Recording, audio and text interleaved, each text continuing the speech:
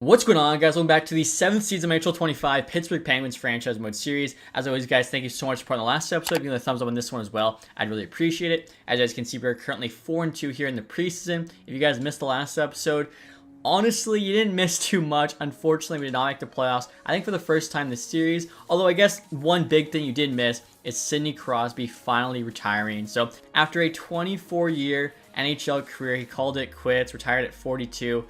Pretty crazy. Obviously, losing the captain is big. And I asked you guys in the last video who I should name captain moving forward, and I got some different replies. Some people said Recker McGroarty. Some other people said Quinn Hughes. Some people said just have the 3 A's. But I think Quinn Hughes did get the most thumbs up I saw. So Quinn Hughes now going to be wearing the C. Also, I saw some people saying Kakko should wear an A. So we'll take it off Keller and give it to Kakko. Of course, McGroarty there. We'll keep his A since I did see some of you guys actually giving him some captain votes. So hopefully everybody's okay with that. Now, heading into this year, definitely don't expect us to be a playoff team, but I believe our coach said we are, if not even competing for a cup. So very curious to see what ends up happening here. First line, we still got DeBrincat, Demidov, Keller. The second's Kakko, Desnoyers, McGroarty. I actually called out McGroarty. I figured it made more sense. He's an 85 already rather than having competed there. He's still getting decent ice time on the third line with Swift and Forster. Plus, all these guys are getting some special team time. Stramel there on the fourth line with the Griva twins. Actually really excited to see them play together. Defensively, Hughes, Levchinov top pair. Levchinov, big signing. 25 years old, so he actually does, fit the rebuild. Obviously, a very quick rebuild, more so a retool, but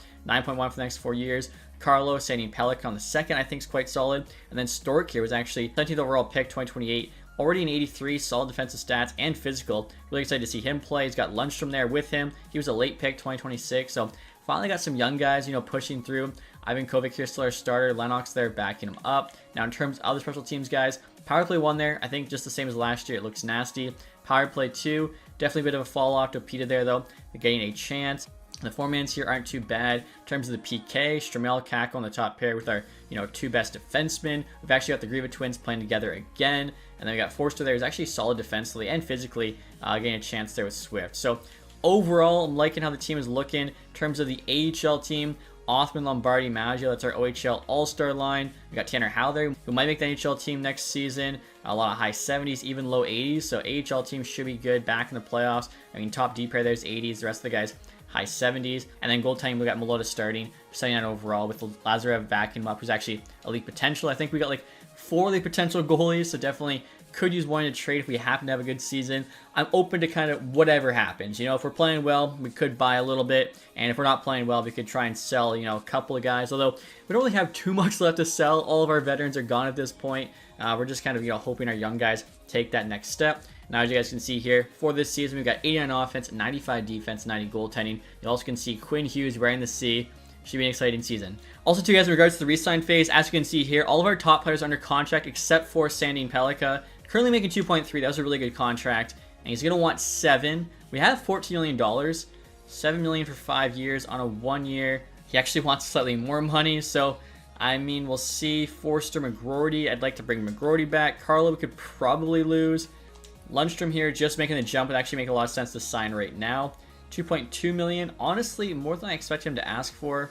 Probably play hardball with him as well. And then goaltending, we got Lennox here, but I saw a lot of 84s in free agency last summer. They were only asking for like 1.2 million, so probably go get one of those. Let's see, McGroarty here. He did have an off season. Yeah, look at that. Only asking for 3.9 for 2. Probably say yes to 3.6 here, which again, I think's really solid, especially if we can, bounce back. And again, guys, in regards to Sandin Pellikka, I just don't see him having a season that commands $7 million. So it's one of those guys where, like, you kind of see where they're playing the lineup and you make an educated guess. It makes more sense to wait on. And there we go, guys. McGroarty did say yes, so good to have him back. And this is kind of funny, guys. Daniel Sprong, who was the GOAT in the last franchise series, being offered to us right now for a 3rd. In this series, he's not the GOAT, so going to say no. And here we go, guys. Justice Swift is talking to us. He's the guy who I said has the superhero name. We asked him to play center. Did it go well? I put in the work and now can play center. I'm feeling positive with the new position change. Okay, so there we go. I was hoping it would actually make his primary position center, but because he had the open secondary, he's now just a right wing / center. I'm curious that also might increase the chemistry on the third line. All right, so unfortunately, no increase to the chemistry there, but you guys can see Swift now right wing / center, so that's nice. He's got the 78 face-off, so definitely fit him. And we're 17 games into the season, guys, and I'm really not liking what I'm seeing from our middle 6. McGroarty's got 9. Desnoyers only got 5. Kakko's got 8. I think, honestly, we need more playmakers kind of moved around, so I'm probably going to go back to the old lines, which had Kakko on the left and Dopita there on the right wing. And then we'll move Forster here on the right there with McGroarty on the left. Hopefully this kind of mix helps us out. In terms of the first line, DeBrincat's a point per game. Demidov, 9 points. Keller's not doing too bad. Demidov, though, needs to step it up. All right, guys, so I guess the lineup change works as we're now 22-13 here at the end of December, which puts us 3rd place in the division. We're only 1 point up on the Hurricanes, Devils, and Rangers there, actually kind of dominating. AHL-wise, doing very well, 18-6-5 again. Had quite high expectations for the AHL team this year. Like, they were pretty stacked throughout. Taking a look here and see, Plante there's actually our leading scorer, 23 points. In terms of the NHL, Ivankovic's looking really good right now with a 9.23 save percentage. And DeBrincat there's our leading scorer, 35 points. Quinn Hughes, though, is tied with them. So looks like those two guys doing the heavy lifting. We'll see what we look like at the deadline before we kind of decide, you know, are we going to be a buyer or seller? Because obviously anything could still happen here next month and a half. You know, team could win every game or could also lose every game. And we just got a pretty interesting trade here, guys. Ryan Leonard and Bryce McConnell-Barker from the Washington Capitals. Lazarev there's our elite goalie with 2nd and 4th round pick. I mean, Leonard would still be growing, I think, right? Yeah, he's 26, 86 overall. He's got 24 and 48, so he's on pace for about a 50-point season. Power forward there, really good puck skills, shots not great, good physical. Defensive stats, you definitely want a little bit better. And then McConnell-Barker here is only a 79. Does have good physical defensively. Stick checks actually better than you'd expect. Interesting. He's on a good contract as well here, so we could bring in Leonard, obviously. Won that cup last year. I'm just thinking, I don't really know where he'd fit in our lineup. So for that reason, I'm going to say no. And look at this, guys. The Detroit Red Wings just fired their head coach. I'm sure my, fellow Red Wings fans want that to happen in real life. Although, Wings actually been looking a little bit better of late, so it probably will not. Now, as you guys can see here, about a couple weeks away from the deadline. And this team's looking pretty good. We're tied with the Blue Jackets there. 2nd place in the division. We're not far back. The Devils definitely playing really good hockey. 1st place in the division now. So pretty outstanding. Again, I thought this team might not even make the playoffs. Our coach said we would, though. I should have trusted coach, I guess. 3rd, 4th, and Kuntar for 2nd and 3rd. I'm going to say no. And so we're now at the deadline, guys. A record of 38-17-5. And we're holding on to 1st place in the division. That is pretty nuts. We're actually tied with the Wild there for 2nd in the entire NHL. Only the Avalanche above us. In terms of the AHL team, 33-11-7. They are 1st place there in the division. Now, they're behind a couple teams, but honestly, they have a chance for 1st in the AHL, which is something they have not done yet. That'd be pretty cool. In terms of the goaltending, Lazarev, the backups, not looking too bad again. He was the rookie with the elite potential. Lombardi's leading the way, 35 points. NHL team here. Lennox looking really good as a backup, 929. And then in terms of leading scores, DeBrincat, or actually, no, Quinn Hughes was 60. DeBrincat, though, is leading in goals, 25. So, again, not at all where I expected this team to be. Simming to the next game, we are going to be, I don't know, conservative buyers. I mean, there's 2 years left. I'm trying to think. At this point, we're here, right? We got 1 year left. I guess we're full-fledged buyers. Like I said, I just was not expecting this. So take a look and see what's out there on the block. Matthew Barzal, 1 year left, $9 million. Demidov hasn't been doing great for us. Do we flip Demidov for Barzal and try to bring him back at a reasonable price? Jake Sanderson there. Cole Caulfield. Actually, it doesn't look to be that high valued. Barrett Hayton, Shane Pinto, Connor Geeky. Sergachev, 1 year left. I remember he was on the block last year. Sorelli, Besser. Okay, so, yeah, like I said, I think Barzal, the value, though, I don't know. I mean, you know what? If we do flip Demidov, we probably could get to it. Also, someone corrected me, guys. When looking at the top players on the block, you can change from top 10 to available.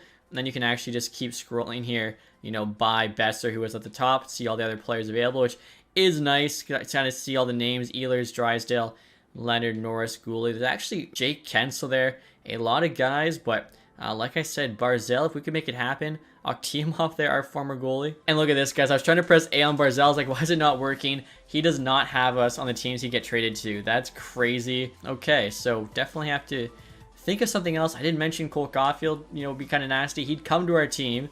Imagine him and DeBrincat on the same line. Two of the smallest, honestly, might be the smallest players in the league at this point, because Zuccarello, of course, would be retired.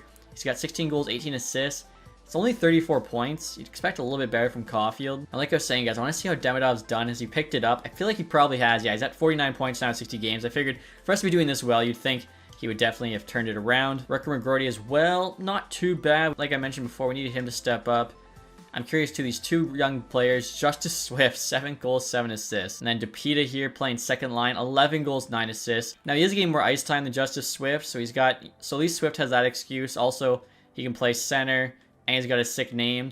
Maybe we try and flip DePita here for Caulfield. add one of the medium league goalies. Honestly, whoever has the most value looks like it'd be Robertson, which is kind of crazy because Claremont there is a year younger, same rating. And now we're going to have Montreal retain 50%, at which point the trade still can't go through. Murtaugh, though, is down in the AHL, making 1.4. If we add him, okay, not quite enough still. Unfortunately, guys, due to cap reasons, I don't think we can trade for Caulfield because literally all of our guys are either making a lot of money and they're important players or they're like basically on a rookie deal. Connor Geekie, interesting. They want the medium league defenseman, though. I think that'd be too much. I could be interested in Connor Geekie, though. Let's see. He's still with Tampa, 1 year left at $4 million. How can we make a trade for him, though? I think Caulfield is making less than this at 50%. Now, 88 overall. He's actually higher rated or the same rating. High top 6, 17 goals, 21 assists, power forward. He's pretty solid defensively there. Good shot, decent hands. Kind of does everything. He could be new third line center because probably not be able to bring him back. How does this trade go through? It doesn't even make sense to me. Okay, so let's take Kuleshov off there. I'll take the third off. Before I do this trade, because actually I want to just double check Caulfield's salary. Okay, Caulfield's making 8.9, so half of that's 4.5. I guess that's how close we were able to making a deal with him. And again, you know, we threw in the guy who was in the minors who trying to get rid of some more salary. Unfortunately, just not going to work. For Geekie, I'm going to try adding Dopita there because I think he'll be the guy that's kind of like the odd man out. Do Claremont there, which is kind of funny. I mentioned he should be, you know, higher valued than Robertson, 1 year younger. Yes, the AI picked up on that. And then I think they actually wanted our second round pick the year after this one, which is good because we're not even drafting then. This year's second round pick they're not interested in. So looks like that trade would go through. Let's see what the Lightning say. Trades rejected. Interesting. I feel like it's got to be close. We do have 2/3 in this year's draft. Let's throw on our third, bet on ourselves here. And they still say no. Could try throwing on this guy, Gabriel Appleby, medium top 6, decent amount of value. We're in a playoff spot. We're trying to go for it. This guy can play second power play, can play PK, can play everything. Definitely a player we want. Oh, I was about to send that. Nelson, I'm not gearing up. Nelson, a third, a fourth for Robertson, a fifth. Let me take a look at this guy because Robertson's a different medium league goalie. Again, we have a bunch. Oh, Nelson's 25 now, 81 overall. Okay, I thought he was like a solid young prospect. That trade does not make sense. Now going back to Tampa Bay here, guys, we got a big offer for Connor Geekie. Let's see what they say. Trade is rejected still, even with Appleby, the good prospect. Try throwing the third round pick back on there. And there we go. Trade accepted. Okay, so big package. Like I said, I did want Barzal. Didn't happen.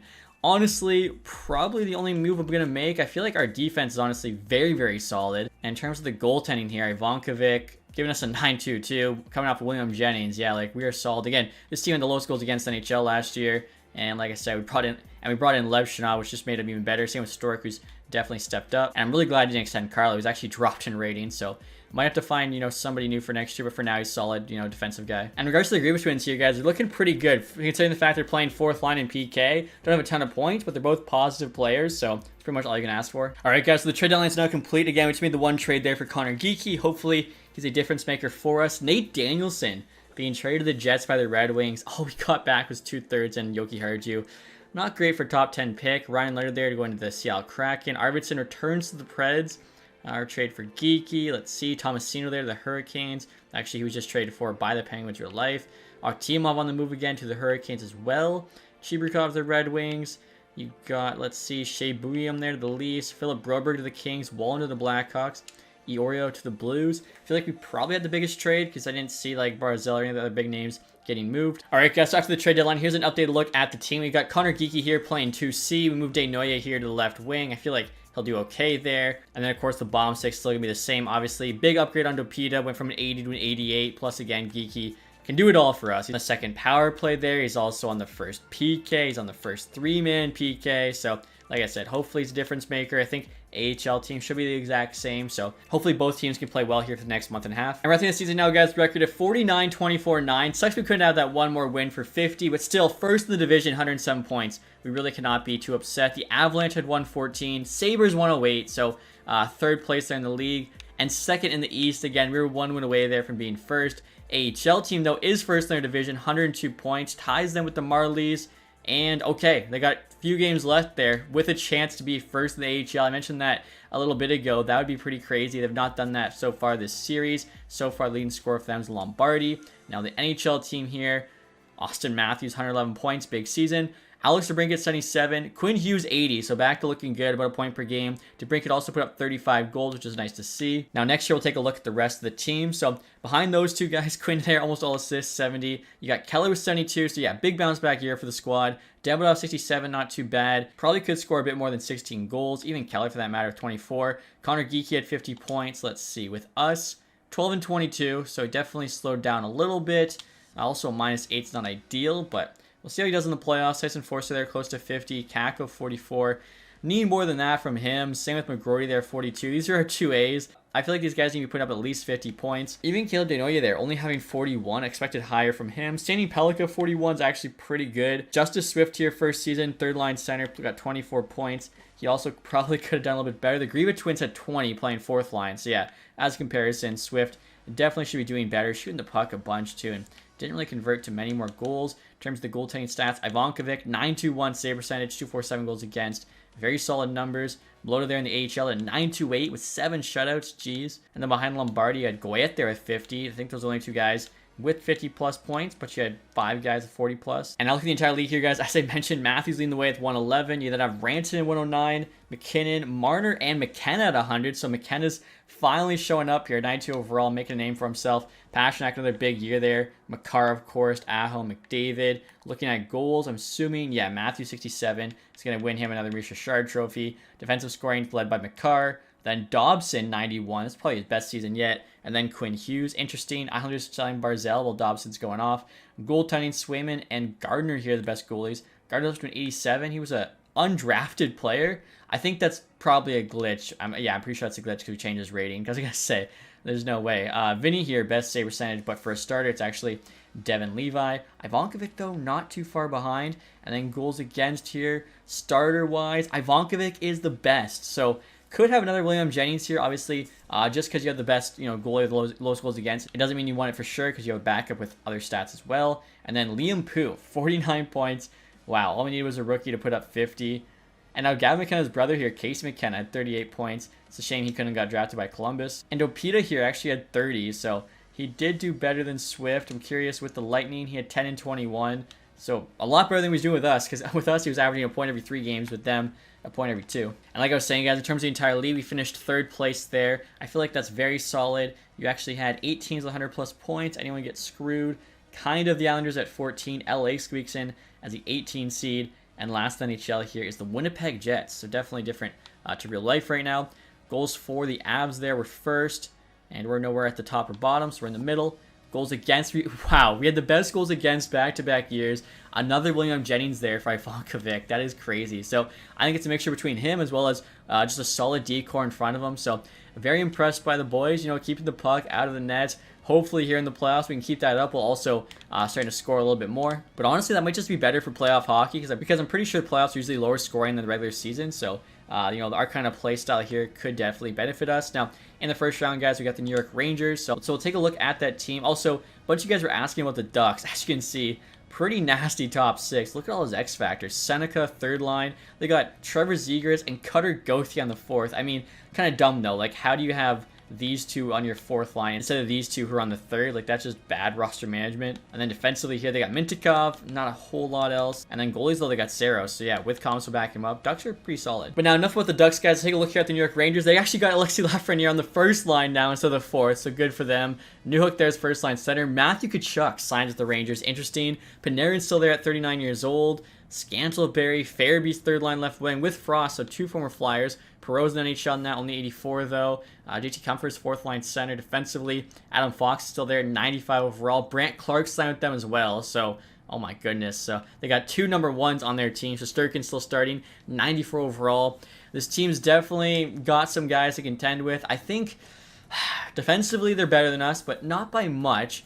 Forward-wise, I like us, and then goaltending, they do have the advantage with Shesterkin. But take a look here, guys. We have the home ice advantage, so first 2 games are going to be at home in Pittsburgh. We get a 7-4 win. I said how we've got some, wins here, low scoring. Come out and score 7. We then let in 7 game 2. Not ideal. Heading to Madison Square Garden now in New York. Game 3 is a 3-2 win. Can we keep it up here? Game 4, 4-3 loss. All right, so New York definitely, staying in this fight. Game 5 back at home. It's a 2-0 win. Let's go. Big shout out there for Ivankovic. Game 6 here back at MSG. Can we get the win? We do. Let's go. 5-4, and we're on to round 2. And now in the second round here, guys, we got the Columbus Blue Jackets, mentioned before, but they made a huge splash that one summer, signing Kaprizov, as well as drafting Gavin McKenna. I feel like if that happened in real life, it's probably the best offseason team could literally ever have. Sign the #1 free agent and getting the first overall pick, especially when it's a generational guy like him. 92 overall. Fantilli's up to a 94. Jeez. Probably because he's playing between 2 All-Stars there with Kaprizov at 93. What a first line. Even Kent Johnson there's 92. Lindstrom's an 89. Cylinder 86. Still solid. Braden Yeager there's on their team now, 86. They also got Colby Barlow. So they got a couple former Jets. Very interesting. Even Monahan, played with the Jets for a little bit, of course. Defensively, Renski, Jarechek leading the way.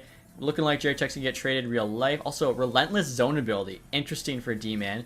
Brock Cripps is there. Jordan Harris still on the team. Okay. Goaltending-wise, Gardner there, of course, we saw. Had some good regular season stats. So this Blue Jackets team definitely concerns me a little bit. But, of course, we were first place in the division. We should be the best team, at least until the conference final. So we'll see what happens, guys. First 2 games, again, at home in Pittsburgh. We have the home ice advantage until the Stanley Cup final. Game 1's a 3-2 win. Game 2's a 2-1 loss. So close games so far, both decided by 1 goal. Game 3 there is a 3-2 loss, and then Game 4 is a 4-3 OT win. This is a battle. Yeah, every single game so far through 4 been decided by 1 goal. Game 5, that finally changed. His 4-1 loss. Do or die. Can we force Game 7 at Nationwide? We do not. Are you kidding me? Columbus Blue Jackets there beat us 4-2 in Game 6, as well as 4-2 in the series. I mean, I didn't expect to be here, so still pretty happy with the squad. AHL team looks to have lost in round 2 after beating Charlotte Checkers round 1. They lose to the Springfield Thunderbirds, who I'm pretty sure beat them in the playoffs last year, so that kind of sucks. Montreal Canadiens here firing their head coach. We got a conversation with Ivankovic. What does he want to talk about? Oh, no way. Incredibly honored to share that I've been awarded the Vezina Trophy. Let's go. That's actually what I had his goal set to at the beginning of the season, and because of that, he's got +2 vision, +3 poise. I mean, we saw he had low goal against, pretty close to the highest save percentage. Good amount of wins. Let's go. So, back-to-back William Jennings for him. Just won the Vezina. What a pick we made getting him back in the 2025 draft. And the Buffalo Sabres win the Stanley Cup. A team from the East. Springfield there does go on to win the Calder Cup. Okay, so, I mean, Buffalo, I think, was tied with us or had 1 more point. Oh my goodness.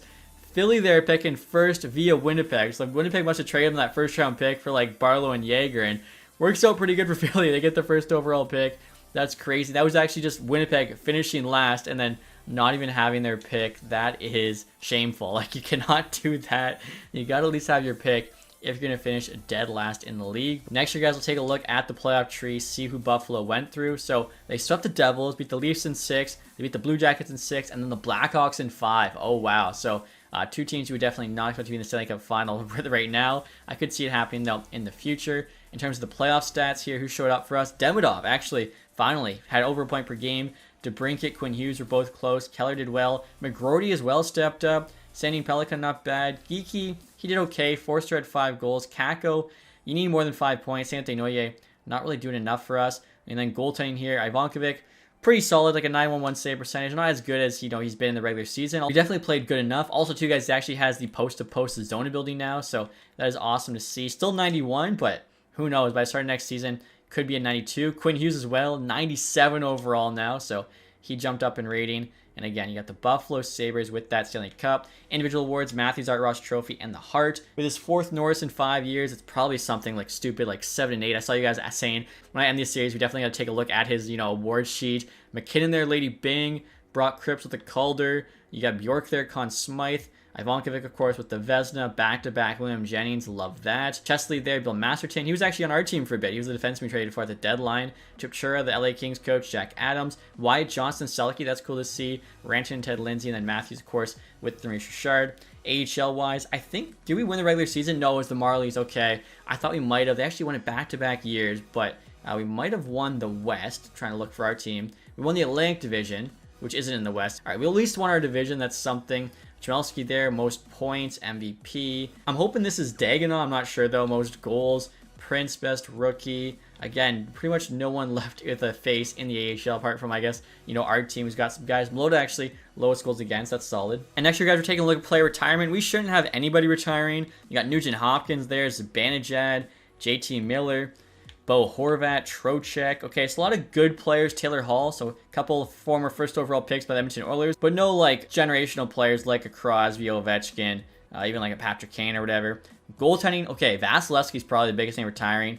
That'd be big. Almost 1,000 games played. He had 500 wins as a goalie. Career 911 save percentage. Very, very respectable. Also, Linus Ullmark there, Mrazek, Korpisalo. And so we're at the draft now, guys. And again, this is our final draft. The next episode will be the last one. I did see a lot of you guys asking for 10 seasons, but I think we've already gotten the Stanley Cup. And most people, you know, they don't really care about the later seasons for whatever reason. I'm not sure. So I don't mind just kind of starting with a new team a little bit earlier. Now look at this, guys. The unknown first overall pick is Ken Kobayashi from Austria. I don't want to be like rude or anything, but is there a single guy with this name living in Austria right now? Especially a guy that's going to go first overall in the NHL draft. Seems kind of crazy. I feel like an Austrian name is more like an Arnold Schwarzenegger than a Ken Kobayashi. You got Marshall Shipley at 2. A few medium elites there. Okay, so Fernandez to be medium elite. Again, we're going to have a decent first round pick. We still have ours. Guaranteed medium top 6, early second, and Prust could be decent. Now let's see. Guaranteed medium elites, we have none.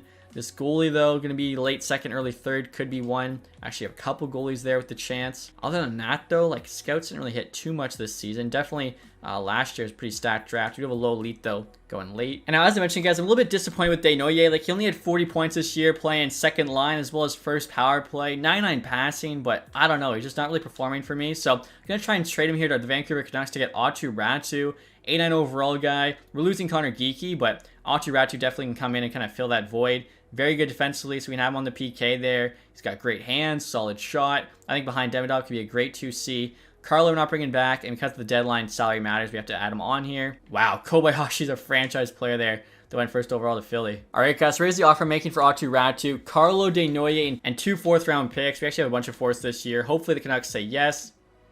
Trades rejected. A second and a fourth, and see if that makes them say yes. Quite far off. Throw in one of the medium elite goalies there with the second. At that point, I feel like, come on.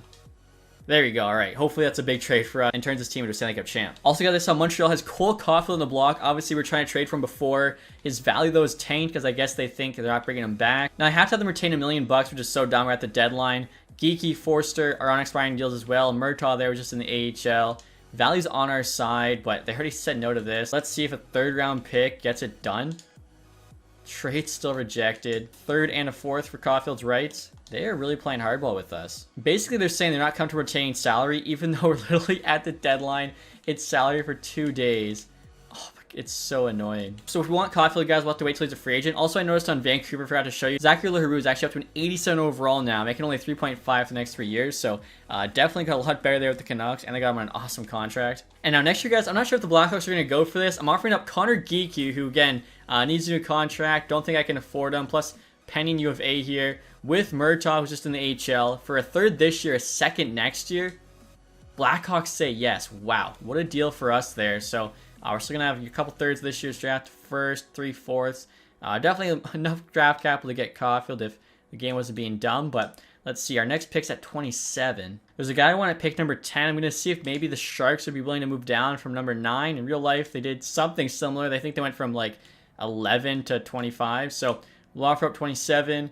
We'll also offer up all 3 fourth-round picks to go from 27 to 9. I feel like it's a very fair rejection from them. We still have 3 medium league goalies, so maybe just DeKaiser there as a solo piece. Now, they like Artmeyer here, 2171 medium top 9. Nothing, you know, too special. And then we'll try a couple fourths here as well. There we go. Okay, so elite goalie, medium top 9, couple fourths. We're picking at 9. There's a guy who's supposed to be NHL ready, defenseman. So hopefully he can jump into our team and make it. I'm obviously looking for that Brandon Carlo replacement. Wow, okay, so yeah, just the top 5 there. The only guys medium lead, of course, Kobayashi there, the medium franchise from Austria. The guy I was looking at is right here, Tony Jams. Lacks size, but similar style to PK Subban, NHL ETA. He's supposed to be NHL ready. Now, I just saw Hull here, 6'2", right-handed. Carlo was also a bigger guy, right-handed. Maybe makes more sense for Jams since we have Sandy Pellica. PK Subban. Okay, I think I'm actually going to switch it here. We'll go with Hull. I think he'll be a better fit. And 77 medium top 4. Did we make the right one? Jams 78, of course. 1 overall higher there. He's got the stick him up X Factor as well. Although in reverse, he's also an offensive defenseman. Okay. I mean, no matter what, we got, good value there at the top of the draft. And now next year, guys are going to offer a 6th round pick to move up from the late 3rd, early 3rd, the Bruins. They say yes. Again, that seems like, pretty good value for us. So we'll sim to that pick. There was a couple medium league goalies. I'm hoping just at least one's available. They're both here. I actually take 5 years for the Swede, 5 years for the American. Okay, we'll just take the higher ranked guy there. Blomstrand, 51 overall medium elite. Let's go. And I guess you might as well try and get the other guy. Again, just good draft capital. 3rd and a 5th here with the Wings. They say yes. Gunderson, here's the American, taken 1 before by the Lightning. They actually reached on him. He was a bit later.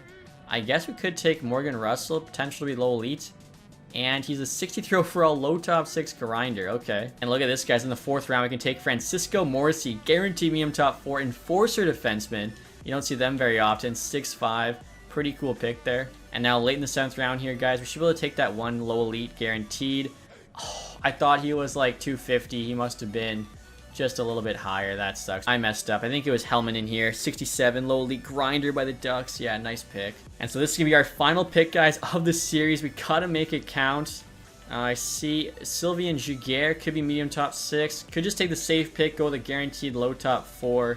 I mean, we might as well risk it, right? Do we even go for a medium elite, maybe? Honestly, neither of them are really showing me that they'll be elite, so let's just try the medium top 6, Giguère. Even a medium top 9 wouldn't be bad in the 7th. And he's a medium bomb 6. Okay, so yeah, we took a swing, we missed, but that is all right. Overall, definitely happy with that draft. We got a lot of good value there. And so another resign phase here, guys. We got 11.2 million in cap space. As you can see there, I mean, our top guys under contract. Looks like Demidov's actually gone up in rating now at 90. I want to say he was like 89 before. Levshinov kept it. DeBrincat went up in rating. Again, hopefully Autirato can come in, be a bit more of a difference maker than Desnoyers was. Now, Stanley Pellica wanted 7 beginning of the season. Now he wants 8.5. He had 40 points. I just can't justify that. 8.5 million. I know we have the money, but it doesn't make sense. Tyson Forster would have to be a bargain deal. 3.75 is actually way cheaper than I expected. So yeah, we will keep him. I was expecting him to ask for 5+. See if he says yes to 3.6. He should, because it's like in the last bar.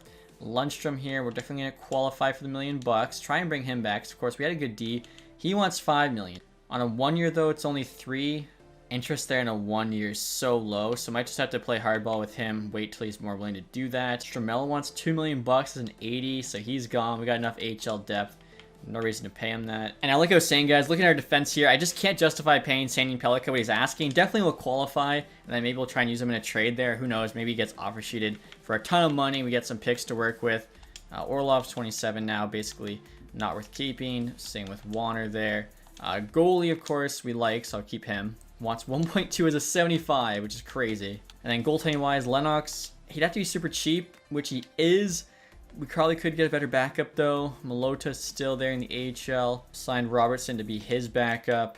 And yeah, I think we'll let go of Lennox for now, because worst case, we can just re-sign him once we do get to free agency. And there you go, guys. Tyson Forster did say yes. Like I said, I think, he helps us out. Second power play, PK, and really good contract, honestly, for a third-line winger. And looking at our defense, guys, we'll probably have to call somebody up. I'm looking at Shervin here, 79, but solid defensively and physical. Could be decent bottom pair. And so here we go, guys. We're now at the free agency period. I'm hoping Cole Caulfield made it through. He could be a big player for us. And no, it looks like Montreal's actually able to resign him. So the stupid, contracts mattering at the deadline kind of screwed us over there, because 8.9 might have been enough to get him, but also it might not have. Looking here, a lot of guys are asking for a lot of money. David Jaracek is a UFA, 27 years old, wants 9.3. I mean, maybe we could get him. I just don't know. We already have a top pair. It doesn't really make a ton of sense. Pasternak's there would be crazy, but not a lot of interest in our team. Also, we can't afford him. Beniers, Matthew Nyes, Wyatt Johnston, McTavish there. We almost could afford, but again, he's not really interested in our team. I'm not sure why nobody likes us here. Matthew Patra, Shane Pinto. Okay, so actually some pretty big names. Again, for us, the biggest need would be a top 4 defenseman. Thomas Chabot, looking really expensive here. See why Stanley Pellica asked for what he did, but I mean, again, for 1 year left, we could get other guys same rating for a lot cheaper. Now, Braden Schneider here, guys, 83 overall, wants 3.5. Defensive defenseman, 88 D awareness, 92 shot block, 84 stick check, good physical. Not too expensive. He might be the kind of guy to go after. He wants 5 years, which I don't really care about. See, we'll try 3.125 on him and see what he says. Hopefully that's a yes. Obviously, without saying Pellica, second power play will obviously be Levshinov, who I think will do fine there. And now look at the forward group. I'm looking for like a middle six winger we can get on the cheap. Ideally, too, would be a playmaker. So like Timo Meier there would be nice, but I'm pretty sure he's power forward. Yeah, he is. I mean, we could bring Kucherov back. He was a playmaker. Last year, he still popped off. He had 67 points. The only thing is, the year we played with us, we did not make the playoffs, so maybe not the right guy. You know what, guys? We could get Peterka here, though, and move Demidov down to the second line, have Keller as the first line playmaker. 86 overall, wants 4.8. That's actually super reasonable. Heineman here, I believe. Yeah, he's a power forward. Valenti here, high top 6, playmaker. Good all-around hands. RFA, 3.2 million. They'll probably match whatever we offer, so we'll leave him as the backup. For now, we're going to try and get JJ Peterka. Now, he wants first power play unit, so we'll have a conversation, offer him that. And we actually were successful here with our persuasion, telling him about our rebuild, which is interesting because we just made second round of the playoffs. And look at this guy. He's actually got max organization interest now, contract. He wants 2 years, 4.5, so we'll improve it. I'm not sure about the first power play, but we'll definitely give him power play time, which he likes. I'm not increasing his salary, but we'll try doing a modified no trade. We'll give him a bunch of teams that have to be traded to, because I don't really plan on moving him, but if we do need to, obviously it's nice to have that option. Okay, so I mean, right there, contract's 1 bar away from the max, organization's at the max. Hopefully I'll say yes. Actually, boom, right away, let's go. And I was talking about potentially trading for Barzell, guys. I just noticed he's also a free agent there, but he wanted 10.6. We only had 9 million, so unfortunately, just not going to happen. I guess we could trade Demidov and bring him in. He had 80 points still last year as a 34-year-old. Demidov, though, he's been with us, you know, for a bit now, and he had a pretty good playoff as well. And I just sent a couple of gaze guys, and I totally forgot to check backup goalies. Ravensburgen's available. He's an RFA, and he's got high franchise potential now, opposed to just medium franchise. That is nuts. Like I was saying, we were looking for a backup goalie on the cheap, and there you go, a bunch of 84s who are only going to want like 1.2. Even Coburn there, 85, medium elite, wanting 1.2. I guess might as well make an offer on this guy. I don't see why his team would not match it, but you might as well try. Now, Herbal, 1 year younger than Murashov, so he could potentially grow. 1.2 for an 84 backup, just to make our goalie position even better. Seems like a steal. And there we go. He immediately accepts 1.25. Also checking 2A goalies, see if there's any medium elites. There's a medium starter in Tilla. Sign him for free, so we might as well. And to help with the HL defense, guys, we're going to sign Skahan here. 79 defensive defenseman. High top 6 D potential, only 25. Obviously, we lost some guys to, like, you know, aging out, as well too. Probably someone's going to get called up. And I'll look at HL forwards here, guys. We can sign Carson Rekoff. He's a 2A forward. Passing's not great at 80, but he does have a powerful shot. And he's got the medium top 6, so he could go up. Also, Jack Roslovich, 82. He could be like the team dad, 34 years old now. Just have him play somewhere. He says yes as well. There we go, guys. Braden Schneider said yes to the contract we offered him. So not as good a player as Sandy Pellica, but wants half the money. And we should be good now in terms of, like, you know, the overall makeup, I think, of this team. We still have $2 million there in cap space, which would probably just be a nice buffer to have at the deadline. Actually, you know what, guys? We'll end up needing that money for Lundstrom. He still wants 4.4, but come fall, he should have a much less ask. Interesting here, guys. Fitzhenry, high top 6, 4 with a Kraken, and a third. For Kuleshov there, medium elite defenseman, plus Robertson, medium elite goalie. This guy would have to be a player already, though, for it to make sense for us. 88 overall. Oh, geez. Nolan Fitzhenry. Sniper. Good shot. 92 D awareness. 99 offensive awareness. 12th overall pick, 2027. Okay. We don't have any money for him, though. He's going to want a ton of money. I don't know. I guess we could just circle back. We know they want Kuleshov, Robertson. Let's see how much money he's looking for. Wait a minute, guys. Cole Caulfield did go to free agency. How did I miss Caulfield? What the heck? He must have not even been on the first page. That is crazy. He's looking for 7.8 million, so I mean, we probably could have gotten him instead of Peterka and Schneider, but you know what? That's okay. Maybe it wasn't meant to be. We already got, you know, our one shorty in ADB.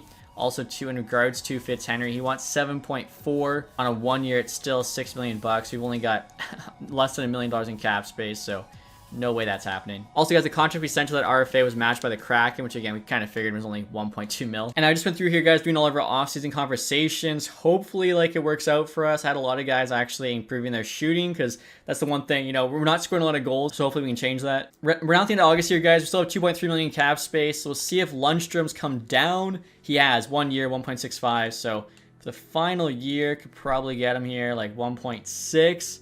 And I'm not sure why I was showing Texas Stars, or Texas going to come in and make an offer, but we still have to trade Sandy Pellica as well. We literally can't afford to sign him. I'm not sure if maybe there's something we could do to get, like, that guy in Seattle. Brady Tkachuk on the block for the Sens. Still 91 overall, but he's making 12.5. I don't know if there's any way we can make that trade happen. Now I'm looking around, guys. Vegas also has Jack Eichel on the trade block, and they signed Kucherov. Interesting what they're doing over there. And I'm looking at free agency here, guys, and AJ Spells is available, 25.79, currently playing with the Spits.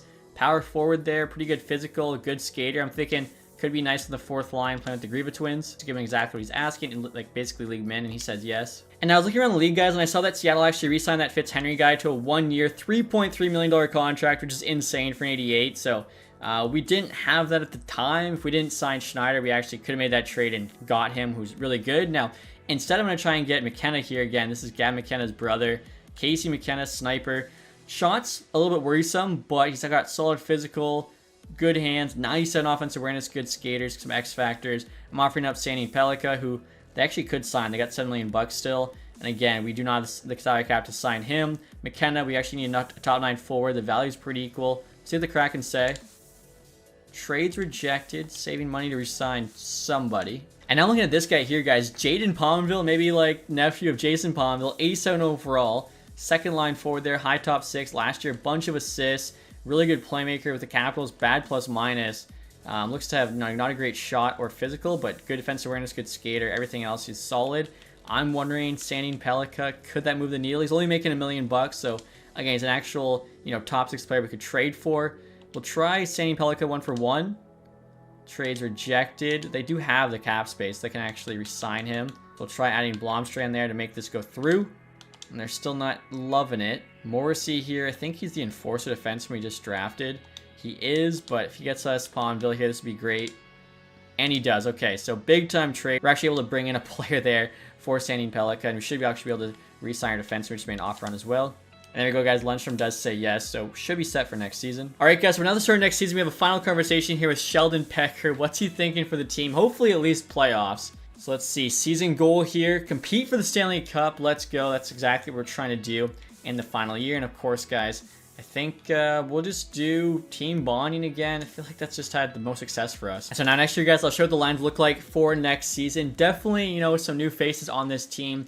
First line's actually the same. We got ADB, Demidov, and Keller. Demidov added the elite edge zone ability, which is awesome to see. Second line's brand new. We got Jane Palmville there, now an 88. I believe he was an 87 when we traded for him.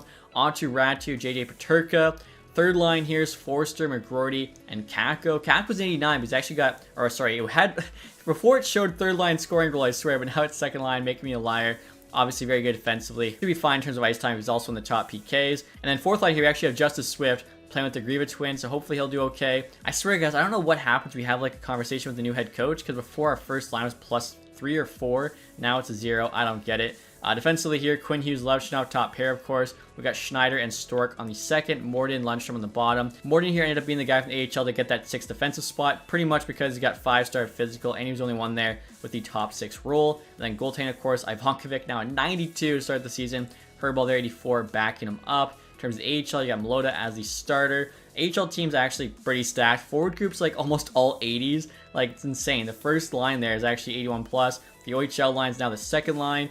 All 80s on the third. They're all like pretty good, like two-way and physical too. You look there. Meach 5-star physical. Thomas has 90 stick check, and then Dolzankov there also 5-star physical. Even the fourth line. I thought Spelsy might make the NHL team. He's playing fourth line AHL. Defensively here, a little bit weaker than before, but still not too bad. So they should be a playoff team, especially with that crazy forward group and a good starting goalie. So excited to see, guys, what happens in the final year. Still have not won a Calder Cup, and obviously it would be cool if we can actually win one Stanley Cup without that core, Crosby, Malkin, Letang, etc. A bunch of new faces kind of, make a name for themselves on the Pittsburgh Penguins here. So for the final season, guys, we've got 93 offense, 95 defense, and 94 goaltending. So the highest rated team we've had yet across the board. Hopefully we can have a good final year. If you guys enjoyed this one, leave that thumbs up, subscribe if you haven't. Thank you guys so much for watching. Have a nice day. Goodbye.